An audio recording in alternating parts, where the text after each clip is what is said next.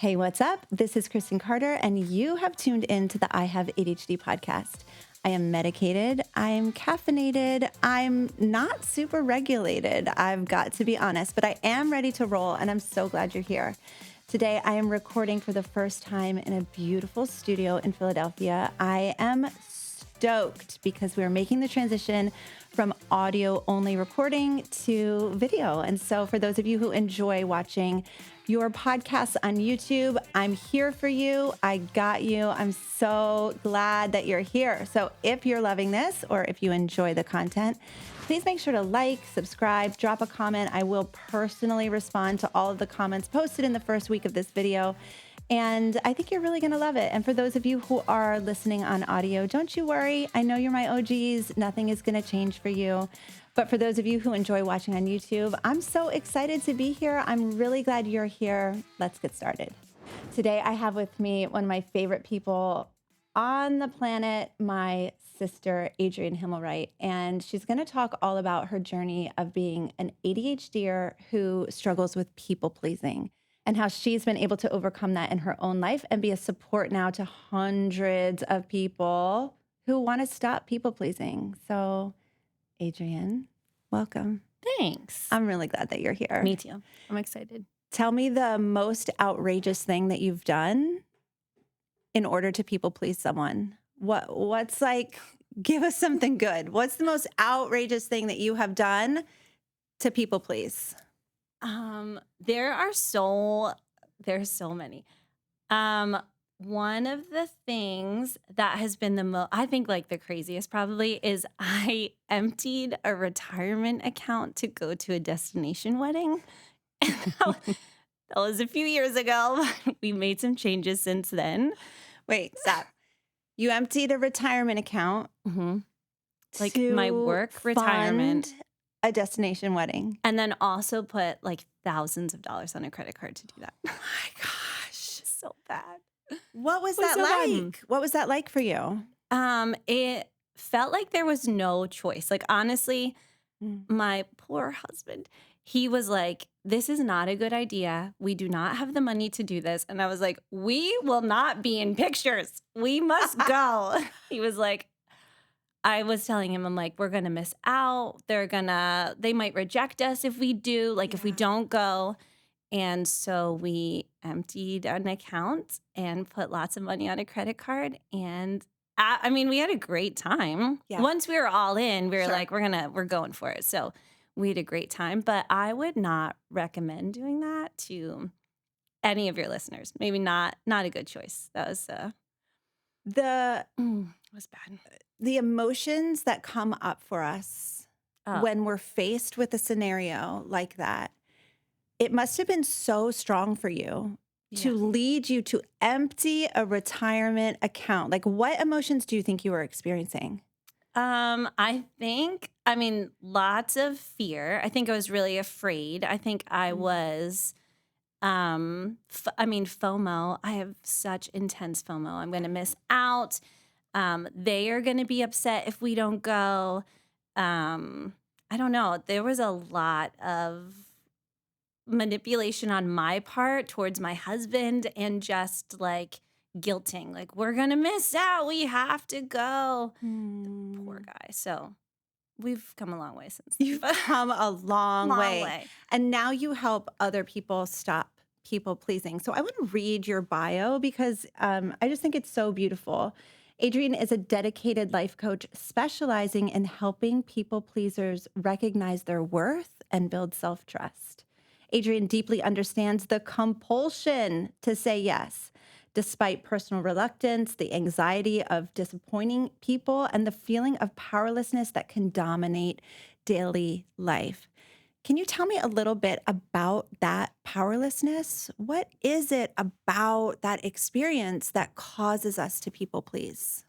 I think so. It's one of the feelings that I dislike the most. And one of the feelings where when I'm coaching my clients, when I can see or hear powerlessness in them, it irks me. And I have just this desire, like that is not true at all. It just is the powerlessness is almost I feel like you feel stuck. Like there's no other option for you. You have to be saying yes or choosing whatever is in front of you. Um, and the feeling of feeling stuck or like you don't have any options, that is the feeling that just feels really trapped and very, really isolating too. It's very lonely in the powerlessness. Is that how you felt when you emptied your retirement Oh, it account? was awful. I felt so powerless. I was like, we've got no other option. We're going to do damage to our, that's the part that's the worst for people pleasers is we damage ourselves in the process. Like no one else got hurt in the process, but it was like a self-harm to ourselves, which is really, it's so sad. So It's sad. terrible. Yeah. So what's your ADHD story? You have ADHD. When were you diagnosed? What's your journey been like with ADHD? So I wasn't diagnosed until college, but I remember like really struggling. I was just telling a friend about this the other day. So she was asking me about it, and I remember struggling a ton in high school to settle down to study for exams. I remember like running up and down the stairs to try to exhaust myself to be able to like have the discipline to sit down to study. Or I wouldn't start studying until, like midnight. The exam was the next day. I'd be up till 3 a.m., like studying for this exam and just cramming. Yeah. So yeah, when I was in college, I finally got diagnosed and then started to get medicated. And I remember being nervous about being medicated. Like, is it going to change my whole personality? Will I not be fun anymore? What's going to happen? But it has been incredible. And now, like, even the other morning, I was like running around getting the kids ready for something, and our babysitter walked in, and I was like, I have no idea what time it is. I did not know that was the time. And I was like, I didn't take my medicine. Let me go back. Let me take my medicine because she showed up and I was like very absent of time. So I remember having conversations with you. So I'm 6.5 years older. I was medicated, in college as well, but had some years under my belt before you were diagnosed and medicated. And I do remember you saying, I'm afraid to take medication. I'm afraid it's going to take the spark out of my personality. You had a lot of part of your identity was just like being the fun one and spontaneous. And do you feel like it downplayed that part of you? No, I don't think so at all. I think it's actually helped me like manage my fun parts better. Like who I give my energy to has been, I mean, that's like with people pleasing in general, has been able to manage like who I give my time to. But I think now, like I get to have a great time and still be very spontaneous, which I don't think that it doesn't take that part of me away. Yeah, I agree. Sometimes I have better judgment, but sometimes not. It just depends. Yeah, part of that like personality spark is like I don't care what happens and I'm not going to think about the future and like that's when we empty retirement accounts sometimes. Yep. Not great. So, when did you realize that you were a people pleaser? When did that come to the surface for you? Like, I think I knew. That's a great question. I think I knew since I was in high school, probably, or maybe even middle school, that I know that I was people pleasing because I was also so part of people pleasing. I don't know if people get this part, but there's also a lot of manipulation with people pleasing. So when you learn what certain people like or what they enjoy, you can kind of skew what activities you do or how they respond to you. Or like with ADHD, because I wasn't good at time management and would show up late, I knew how to like be really kind to people before I dropped the bomb of like, and I'm going to be an hour late. So, but like, you're amazing. And I love being your friend and you're so kind. Yes. So I think I started doing that had been doing that for years. Let's talk about that manipulation for a second, because I think that's actually in those moments, it's an adaptive coping skill. Like in order to stay safe, in order to not be rejected, in order to stay in the good graces of whoever it is, you learn to charm them. Sure. Which, I mean, that's manipulation. You're learning to like... I don't think you think of it as manipulation. No, it's not in like the moment. intentional. Yeah, I think it's just more like, I'm afraid you're going to be mad at me. I'm afraid you're going to reject me. let me be super nice. Let me make you laugh. Let me have a good time. And then let me tell you the bad news. Or, if they responded like you knew they were upset, but they didn't ream you out, you're like, oh my gosh, you're such a good friend for not hating me. Thank you for not hating me. Yes. And they're like, okay, no problem. Yeah. So I think that is like that started in middle school and kind of continued through into, like adult years. And I think like the other aspects of just being so afraid of rejection and really afraid of people being like unkind was it was just really easy to people please your way into like, oh, they're happy. Great. I don't want anyone to be mad at me, upset with me. I could not handle that.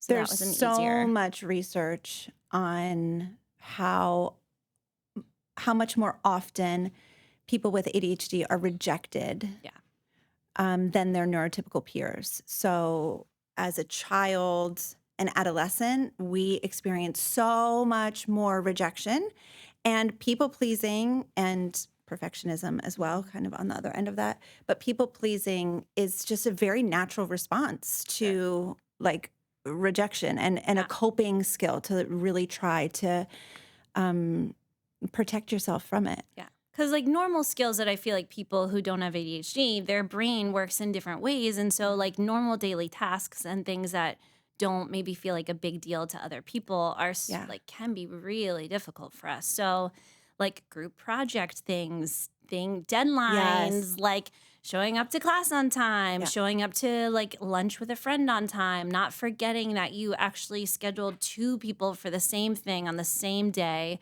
And then you have to tell one of them you can't do it or there's just so much that you're like, we're not good at basic life skills sometimes. Yeah. And so to make up for that, being able to people please was a really easy alternative to like, people will still like me. And I'm kind of covering up a lot of my shortcomings. I'm doing a ton of work on the back end to do that. Yes. But covering up some of those shortcomings. For sure.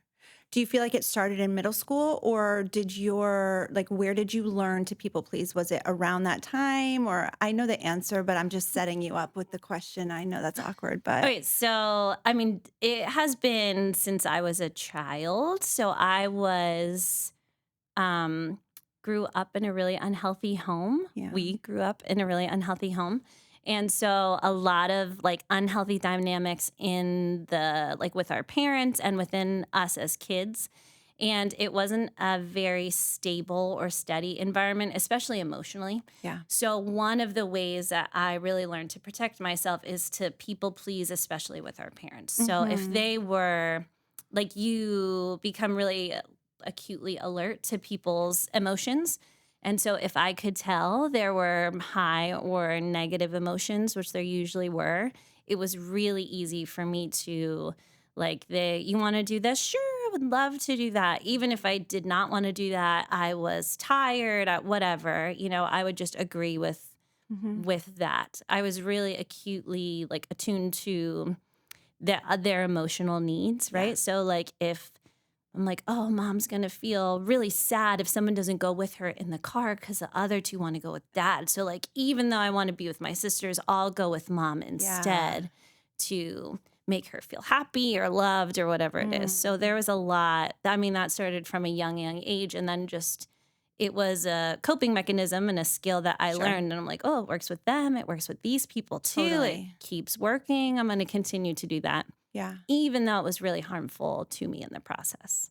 Yeah, it's so interesting. And we talk about this all the time on the podcast, that so many of the coping mechanisms that we develop in childhood are adaptive. They're wonderful. Thank God we develop them, because they do keep us safe. They keep us protected. They keep us in the good graces of our caregivers so we can get our needs met. But then eventually along the way, they become maladaptive. And then all of a sudden, it's just harmful to us instead of helpful. Yes. Yeah. Yeah, I think that is I think people pleasing can be good in certain ways, like you said, right? It's very protective, and it's also, it's a way to connect with people when it's not manipulative, when it's not a way to make them, think of you in a certain way. Mm. I think the part where it becomes really damaging is when it starts to harm you and negatively impact you and your relationships, because Mm. I've really learned there's not a lot of honesty when you're people pleasing, because you're always just falling into like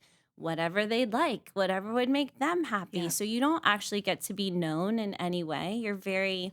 There's no authenticity. There's not a lot of autonomy of like who you are as an individual. It's all very like, well, sure, that sounds great. You're so easygoing is always like you're so relaxed and easygoing. I'm like, I Yeah. know I really am. But inside, I'm like, I hate this. This is so Yeah. boring. I would rather be doing X, Y, and Z. Mhm. But I'm too afraid to rock the boat or be rejected by you to say that. So I'm gonna go with it. Like, sure, that sounds great. I would love that. You've described the experience as a people pleaser um, as being really lonely. Hmm. Can you tell me a little bit about that? Yeah, I think the loneliness just comes with the dishonesty of not like no one actually knowing who I am or what I like or what I enjoy or what my opinions are, because there's so much fear around being honest, and the rejection of someone like you like that's the worst thing. It could be something so simple like Yeah. a type of movie. Like I wouldn't even tell the truth about what kind of movie I liked, what kind of food I liked. Like whatever's great. Yeah, sure, I don't care. Like that's fine. And now, I'm like, oh, I hate that. I can't do Yes. that. Or this looks boring. Or I don't even really like watching movies. I Right. don't like them. They're so boring. I can't sit for that long. I would Totally. rather connect in a different way. I don't want to watch a movie. Yes. But the loneliness of that is you self-isolate. Like you're surrounded by people, but extremely lonely, which is a wild concept. I had so many Oh friends my in high gosh. school, So college, many. like surrounded by Yeah. so many people, and no one knew who I was. And when I stopped people pleasing, I had to relearn who I was. I didn't Mm. know what kind of eggs I liked. I didn't know like what kind of movies I liked. I didn't Yeah. know if I didn't know my own style, like clothing wise. I didn't know what I liked to wear, Yeah. because I would always just be like, what do you think? They're like, oh, that looks great. And I'm like, well, it feels terrible. And I hate the way it looks, but you said it looks great. So it must be great. Yes. There was so much like unlearning and relearning who I was. And then really nervous, like, I hope these people are on board with it. Like, especially my husband. Yeah. Cause I was like, well, this is very different. And I hope he's here for the ride. Mm. Cause I don't know. I was like, this is all new and I'm changing a lot. Mm. He's on for the ride, which is great. This podcast is brought to you by my totally free course on perfectionism. Recent research conducted by Dr. Russell Ramsey out of the University of Pennsylvania found that perfectionism is actually the most commonly endorsed thought distortion of adult ADHDers. Here's what that means. Pretty much all of us struggle with perfectionism. Now, you might be thinking, Kristen, I have ADHD. I don't do anything perfect. There's no way I can be a perfectionist. But let me ask you a couple of questions. Do you put pressure on yourself to achieve unrealistic expectations? Do you worry that no matter what you do, you'll never be good enough? Do you struggle to accomplish routine tasks because you're worried about failing? If so, you're probably a perfectionist, and I would love for you to take my 4-part video series course on perfectionism. You can find that at ihaveadhd.com/perfect. You should go check it out. So luckily he is on board for the ride, or was. What was that transition like? What was it like to go from someone who was constantly people pleasing to someone who was telling the truth, expressing your autonomy? I'm getting hot just thinking about it. So in our marriage, what that was like Yeah. was very, I mean, he said multiple times, he's like, I'm not really sure like who I'm interacting with. Mhm. So a lot of times it was, oh, like you're more mean than I thought, which was some of the things I was like, that's just honest. That's not mean. Like that's just, but I think that was like a big wake up call to just like, oh, you have more opinions than I thought you did. Yes. Um, he has now learned, but started to say, like, the things that I say to you because you're my safe person. So, like, Yeah. I feel like I can say all the things to you. And then obviously I'm not going to go out and tell like our neighbor, Right. all my thoughts about Right. this topic or whatever.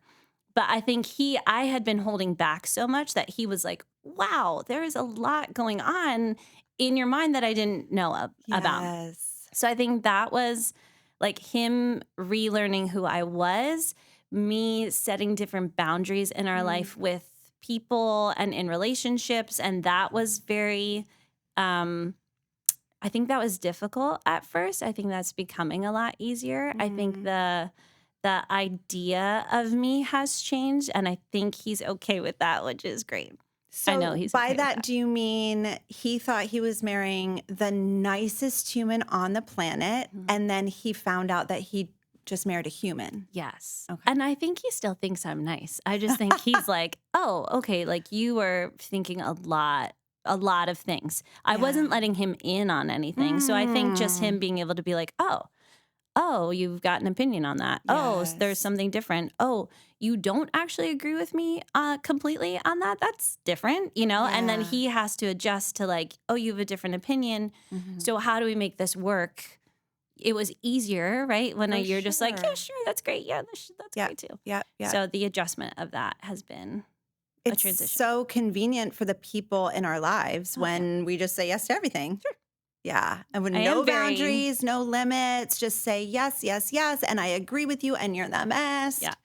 So easygoing. Sure. So for years, they're like, you're so laid back. You're so easygoing. And I loved that. I'm like, I really am. Yeah. And inside, I was like, this is the worst. I'm dying. I have so much anxiety right now. Like, this is terrible. When was the last time somebody called you easygoing?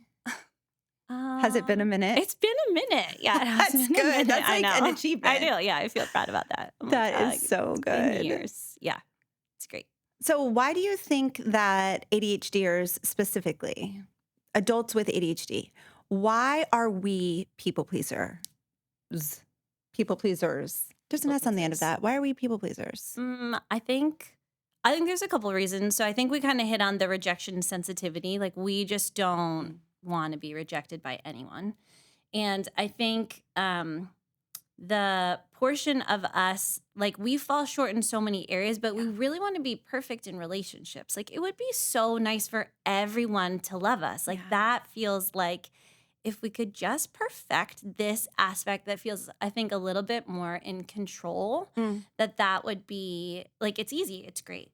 I think, I don't know anyone who really loves negative emotions. So I think it's a really easy way to avoid negativity. So if you just like on everyone else's part, it's really hard for you personally, but you make everyone else's life, quote unquote, easy. Yeah. And I think also because there's a way with people pleasing, you're really regulating other people's nervous systems to calm yourself. And so wait, say it again. That was so good. Okay, so people pleasers, it's a way for us to regulate other people's nervous systems so that we can calm ourselves. So if you are in a dysfunctional family like we were, it's an easier way to like diffuse a hostile situation so that you can feel safe, comforted, calm. Which means we usually attract people who have like higher emotional dynamics or are more unhealthy because we're really good at calming the room. If there's conflict, I would step right in. I'm like, oh my gosh, it's fine. Yeah, you just relax. You do this. We're gonna do that. I will. And the reason why I stepped into it is because the discomfort of people fighting was so I could not tolerate it. Yeah. So I would just put myself really in the danger zone to create peace so that I could be like, oh, thank God. How many conflicts have you inserted yourself into that you truly had no business being a part of? So many. So especially in college. To think about. Many. Yeah. I didn't even live in the dorms and was like inserted into problem solving. Mediating for everybody. Many people. Yeah. How much of this do you think relates to the fawn response? Oh, do you think 100%. It's all fawn response? Yeah. I think it is like a trauma response. Yeah. Can I say that? Is Yeah. that fine with you? You're Any allowed to say listeners? that. Okay. Yeah, for sure. I think that's a trauma response. So I think it's a learned response for a coping skill that is tied into the fawning response. I think it's just like a branch of that and a way that we are self-protecting, self-soothing, keeping ourselves safe and out of danger. But it is a huge hindrance in adulthood. Like I think as a child, I'm like, well, of course, do whatever you need to because the adults in your life aren't taking care of you. So you have to do whatever you need to do. And that's respectable. Like that is encouraged. Do for that. sure. As an adult, I feel like as you know better, Yeah. it's like it's to your best interest and the people in your lives' best interest to learn different patterns, to learn something different, to heal from what you were through. Whew. So for listeners who might not be familiar with, trauma, complex trauma, the experience of trauma responses, essentially what happens is as a child, when you're in an unsafe environment, your body naturally goes into these coping mechanisms: fight, flight, freeze, or fawn, or a combination of them. And that is beautiful. It's by design. It's to keep you safe. And it works. I mean, it usually does work. And so fawning sounds like it was your kind of coping mechanism of choice, your trauma response of choice. The difference is, though, like as you transition out of childhood into an environment where you're not in danger, that's when we have to begin to override those trauma responses and learn better ways, because you might be emptying a retirement account and putting thousands of dollars on a credit card to go to destination weddings that you truly want to go to, but you just don't have the money for. And lots of other things. And lots of many other Do you want to give us other things. examples? Do you have any other Oh my gosh, there's so outrageous many. examples? They're probably, a lot of them are probably just pretty run of the mill. Maybe. I don't know. Okay. I mean, like buying things for people that I had no business buying. A lot of it relates to money for you. Yes. That's interesting. Or not applying to a college that I wanted to apply to like appease people. And Tell me about that one. Do you mind? No, that's Okay. fine. So I really wanted to apply to Penn State main campus, but was told by a parent that like wasn't maybe in my best interest. And because I came from a smaller school, I should go to a smaller campus first and all that. And I didn't have the fight in me to, I was like, whatever, sure, let's do that. And I remember like losing sleep over like not going to school, the school that I wanted to go. I went to the branch campus and then went up to the main, it ended up being a beautiful decision. That's where I met Kent and some really incredible people. But that was not like my plan for me. So that was a very different, but it was like, well, whatever. I don't want to fight. I don't want to cause any chaos in the home. I don't want you to be upset with me, because our parent would be like, fine, do whatever you want. But then they would hold it against you and make sure you felt their wrath, And I was like, I don't have it in me. I'm out of here so soon. Like, sure, I can do this last thing. So there's so many things. I mean, went to events that I didn't have any business being at or want to go to, like working hours that I should Overworking? that I should not have been working. Like they would, for like my first job, different vacations, you'll have to, if you want a day off, you have to come in and work a double the day before. And I'd be like, sure, no problem. Like so many things that I'm like, this is not what normal people would do. Normal people would just be like, that sounds insane. I won't do that. Not me. Yeah, it's so interesting, because my next question for you is, why should we bother to stop? And I think that's a great setup for it. So can you sell us on, like, if we decide to stop people pleasing, that's going to be a lot of work. Yeah. And it's going to be hard. Why should I bother? Because it feels so good. It feels so good. That is a lie. Freedom. That's a lie. Because it feels terrible. Okay, but the freedom that comes with the discomfort is amazing. The freedom to be known for who you actually are, the freedom to be completely honest, the freedom to create your own schedule and feel like your time is your own, the freedom to work in places that you actually want to work in, or work with people that you actually want to work with, or there is so much freedom. It is uncomfortable. Yeah, what's the cost, Okay, though? so the cost is discomfort. I mean, I would say here's the thing, though, that I would even sell you on the discomfort is that the discomfort of not being honest and not saying no to people and not being connected with people that you love and not being surrounded by people that you love, that cost is severe. Yeah. It's lonely. It's painful. It is, I mean, it is the worst. It is the worst to be surrounded by people and feel so lonely. It's the worst to never be known at all. It's the worst to feel like extremely powerless, like you have no options, that you're just stuck here forever. All that feels the worst. So at least when you're choosing something that feels freer, there's a discomfort because it feels almost wrong to start choosing things for yourself. So the wrong, right, the discomfort of being like, oh my gosh, this is really uncomfortable. The discomfort doesn't mean it's wrong. Yeah, the discomfort just means you're doing something right, finally. It's a different discomfort. I know, it's a different discomfort. That's such a mind boggler because I think we normally associate discomfort with like abort mission. I must be doing it wrong. Right. This must be wrong.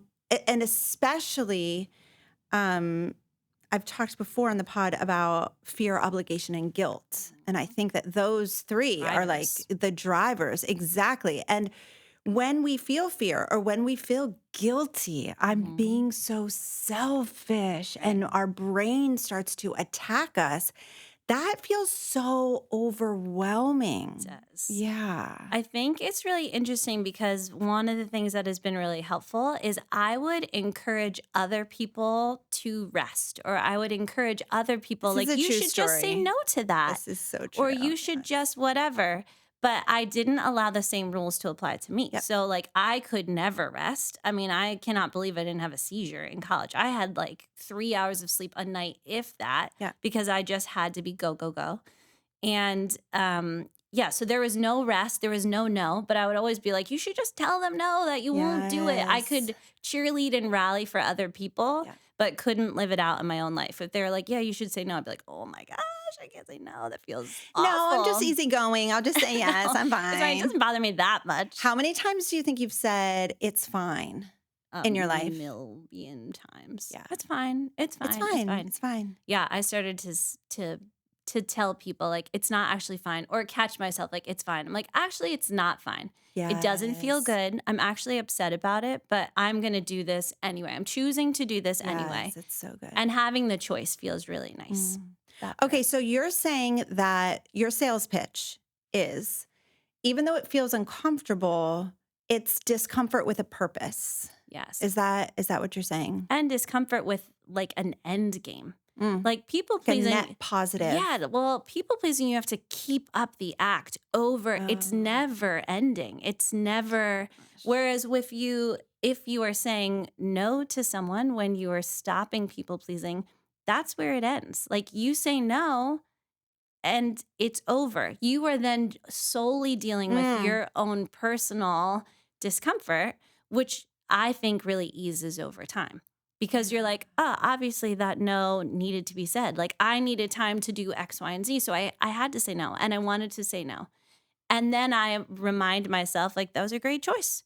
If you say no to that, you get to do these 3 other things. And those feel so good. And you want to do these things, and you didn't even want to do that thing. Yeah. So there's like, there's an end point to that. Whereas with people pleasing, it's just constant. Yes, yes. Anytime they ask something, yes. And you never know. It's unpredictable. You never know when they're going to ask. You're at the whim of the other person. Yeah. And it's silly because you're like annoyed at someone for even asking you. The resentment. Oh, you're so annoyed, you're so resentful, Yeah. but you say yes anyway. Yeah. And they have no idea that you're annoyed or resentful Totally. at them for asking. They're just like, hey, will you help with this? And you're like, I would love to. And inside you're like, oh, why I did you hate you. ask? I didn't want, Yeah. I just wanted to lay around today, So, what was the process that you used, or maybe even still use, to self soothe when you're overwhelmed with the fear, the obligation, the guilt, the I'm so selfish, like the brain attacks of Mm, because, again, so much of this is a trauma response that we're now trying to override and be like, no, no, no, you're safe now. mhm. So what was your process, or what can our listeners use to self-soothe that emotion? Sure. So some of the things, like especially when I first was saying no, I literally was self-grounding. So I would put my feet on the floor, Yeah. I would hold on to my chair, and I would make myself look left and right. And I would tell myself, this sounds crazy, but I would literally tell myself, like, no one is here attacking you. Mm. No one is running at you. I know it sounds insane, Oh, but it it sounds so raw. I mean, it was just like my nervous system was like in a full Panic. panic. Yeah. So I literally just had to remind it, like, you're good. You are in a safe space. You're totally fine.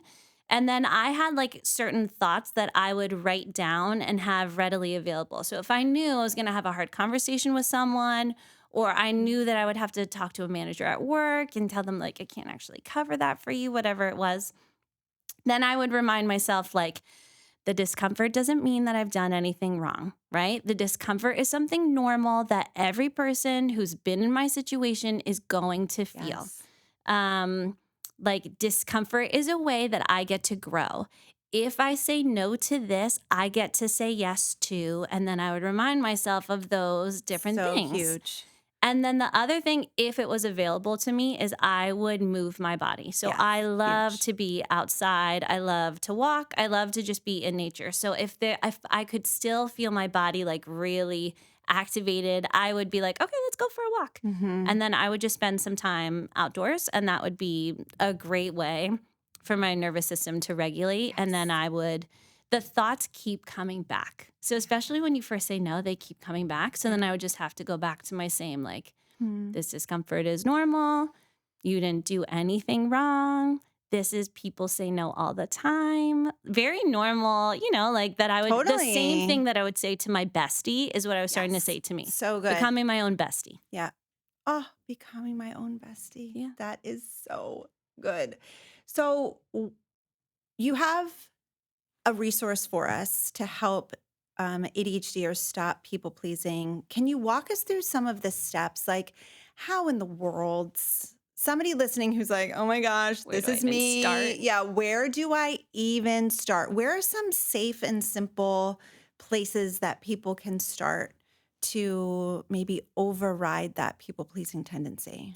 Yeah. I mean, I think the first thing that I normally try to draw my clients' attention to, and by the time they get to me, they're usually already at this point, Mm, is awareness that they're people pleasing. okay. And if there are specific like situations or people that they people please with, Mm, because those are going to be like their major triggers, I would say, for them to start people pleasing. yeah. So just awareness that you're doing it. Have that like aha moment of like, okay, I'm willing to see that I'm doing something unhealthy and how much it is affecting me negatively. Before they even change anything. Yes, So they're before they just change like anything, they're literally just observing. like, oh, that's interesting. Get a Yeah. little curious with like, Yeah. okay, that's like not the way I want my life to go. I can tell how powerless I feel. I can tell I feel out of control. Nothing's going in a direction that Yeah. I want it to go. Yeah. So becoming aware of that. And then I work a lot with my clients on deciding that they're worth taking care of or worth protecting, because that part comes from, I think, when we're really little, Yeah. is the message was like, you're not really worth it. My needs are more important. So like you need to be Like from a quiet. parent. The parent Yes. would Yeah. be, whether implicitly or Sure. explicitly, saying Yeah. the Or, I parent's mean, need is can more be, important. yeah, like a friend group, can be just like Sure. an adult that they spend a ton of time with, or someone that they looked up to that was just like, yeah, that's, you don't matter. Hmm. I matter. So the next thing that I work on is like the decision of deciding that you're worth taking care of, which sounds silly to decide it because I think everyone knows in their head, like, of course I'm worth taking care of. Logically. Yes. I think the decision comes where you start to take action to prove that Yes. to yourself. Like when I hear so often from people with ADHD, yes, I agree with you logically, or I agree with you in theory. Right. But their actions and their bodies do not agree. No. So like, yes, I agree with you in theory that I am worth taking care of, but none of my actions are pointing toward me prioritizing myself. Sure.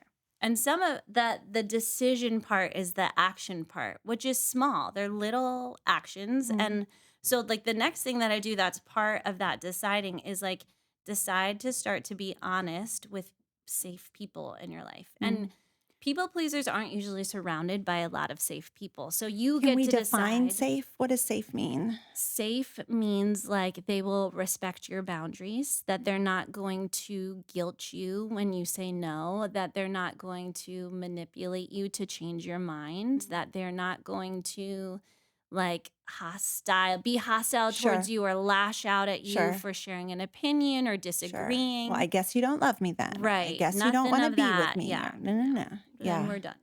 And bye-bye. So we're finished. Yes. So that is like deciding. And I always tell, especially with my clients, like start small.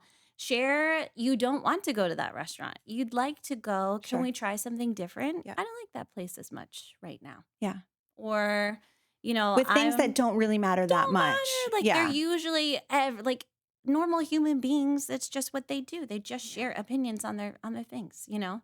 But for us, it feels every little decision feels like a big step towards honesty, Yeah. towards being like truer to who you are. Danger. Yeah, Danger. Everything feels Yeah. like I don't want to go to there. Could we I do not want to go to there. please go somewhere else. Yeah. Could we, you know, I can't work those hours, but I could do this instead. Even that, like the honesty of like I'm unwilling to do that, but I'll give you an option for something else. That feels Sure. softer. Yes. And that feels easier usually for people to do. I think I just want to insert here that like testing the waters with people who you are hoping and you think might be really safe, it's a really good BS filter for who is safe in your life and who isn't. And by safe, I mean, we're not necessarily talking physically, but just like a healthy enough, emotionally healthy enough relationship. Yeah. Not perfect. Sure. You know. But also, and you know, people are allowed to share disappointment. Like, oh, that Sure. totally stinks. I would have Sure. loved for you to come, but I get it. Sure. Go do your thing. Yes. If someone responds like that, I'm like, green flag. That feels amazing. Authentic. Yes, that feels great. The initial disappointment still gives me a pang. You know, you're still, you're like, oh, you're sad. Yeah. I should take care of you. And instead, you're like, yep, I'm taking care of me. Yeah. I get that you're disappointed. Mm. And I'm so sorry, but I'll see you the next time. Totally. It makes so much sense that other people are going to have a response to our preferences or to our boundaries, and it's not always a negative thing. Like, you know, when I share something with Greg and he's either initially disappointed or defensive, that doesn't mean that he's toxic. Sure. Because he's always going to swing around to like, okay, I get it. He's human. I understand. Exactly. Yeah, he's just human. Yeah, for Having sure. human emotions. Being human is too hard. Yeah, I know. It's so hard. It's so hard. And then just setting small boundaries with people, which would be like, I'm not able to do that. I could do this instead. Or a big thing was with people pleasing is like people emotionally dumping or venting on you and it interrupting your day because you just set no time limits with people. Oh my gosh. So like you're late to things or you're not getting the things done that you need to because you're trying to be all in with this other person. So setting time limits with people like, oh, I'm so glad you called. You know, I can only be on the call for the next 15 minutes and then I'm going to have to go, but I'm really happy to talk to you for that amount of time. Or while I'm driving, I'll call you back when I'm driving, right? Because I'm like, not Best wasted time to call. right? Like, so things like that that are smaller. It's not like I can never see you again. Right, It's right. just simple, normal boundaries that every human. You keep saying normal, and I'm having like a reaction to it. Sorry. Like, it's not normal. This is like superhuman. It's normal though, right? Like Yeah. other people, healthy, typical healthy interactions. Yes, that other people would just say like, this is a normal interaction. Yeah. This is healthy to say no Yeah. to. Yeah. And then usually the last one that I think is the hardest one for people is noticing the discomfort that you feel. We kind of talked about this, and being able to notice that the discomfort doesn't mean you're in the wrong. You are guilty. I think normally people pleasers especially take the emotion as like attacking our identity or our character. It's very personal. It's very, very personal. So just reminding yourself that like that's also very human. It's also something that would be expected when you're doing anything new is to have discomfort. Anything new is going to feel uncomfortable. And that discomfort is way 1,000 times better than the other discomfort of the powerlessness and just give. And having people, when you become more honest, having safe people to support you and remind you in that is huge. Especially as you recover. It's like a small, it doesn't have to be big, but a small support team who are just like, yep, oh, that makes so much sense. Of course you would do that. Yes, we need that validation. So I used to be so resistant of the concept of like us needing validation just as humans, which makes sense. That makes sense. But I remember my therapist saying, like, when you want to set these small boundaries and kind of test the waters, first share it with your bestie or first share it with your sister and say, like, hey, am I crossing a line here? Like, eventually I'll be able to do that on my own, which I am now. But I first needed safe enough people who I knew loved me and were in my corner to say like, no, you're good. You're not being ridiculous. This is not going too far, or you're not being selfish. And I think finding one or two people who you can test those on, like, hey, am I crossing a line here, or am I going too far? Am I being dramatic? Right. Am I asking too much? Am I asking That's what too my people much? always say. Yeah. Like, I'm not asking for a lot, right? I'm like, no, you asked for 10 minutes for a lunch. That's not too much, you know? And that part. And I think you're right. Like the more you practice that, the less you need external validation, the more it just becomes internalized. And you're like, of course I need this. Yes. This would be expected. Yes. Every person should have this. This isn't too much. This is just what I would be asking in general. Yes. Okay. So I wanted to talk to that idea just for a second, because I think what most people don't realize is that is a healthy developmental process that occurs in childhood, or should occur in childhood, and often does not. And so when we don't get the validation in childhood of expressing our autonomy and being able to say no and expressing our preferences, then we evolve into adults who of course can't do that.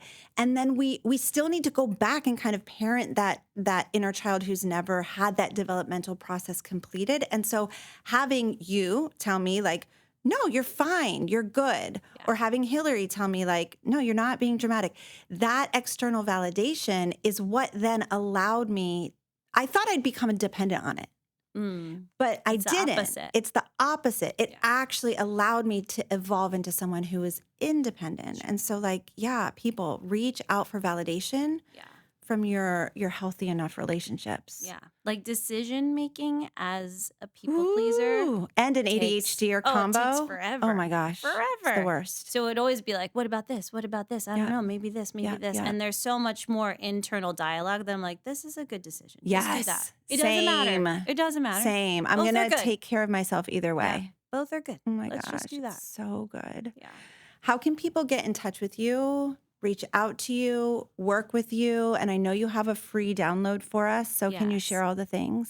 So you can find me at Adrienne Himelright on Instagram or adriennehimelright.com.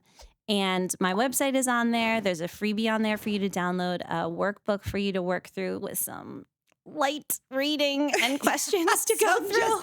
Gentle, light reading. There's no depth to it. You'll be fine. Yeah, right. And then, you can contact me through there for coaching as well. That's awesome. We'll link all of that in the show notes. You did not get blessed with a super easy name to spell, first or last. So we're going to link all of that in the show notes.